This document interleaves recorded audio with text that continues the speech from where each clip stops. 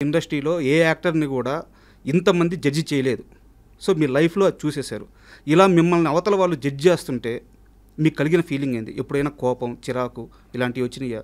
So, ఈ judgement అనే పదం విన్నప్పుడు మీకు ఎలా అనిపిస్తుంది? సి అంటే ఒక మధ్య తరగతి కుటుంబం నుంచి వచ్చిన నాకు చిన్నప్పటి నుంచి ఎన్నో డ్రీమ్స్ ఉండేవి. లైఫ్‌లో ఇలా అవ్వాలి, అలా అవ్వాలని. అంటే ఇలాంటి జడ్జ్‌మెంట్ నన్ను చిన్నప్పటి నుంచి చేస్తూనే ఉన్నారు యాక్చువల్‌గా.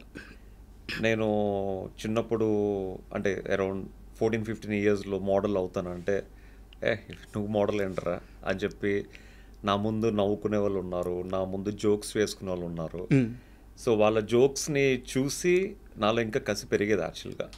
వీళ్ళు నన్ను జడ్జిమెంట్ చేస్తున్నారు, నేను ఏదో ఒక టైంలో I have to show them అని చెప్పి with in 2 years at the age of 16, 17కే నా పేపర్లో పెద్ద ఆర్టికల్ వచ్చింది.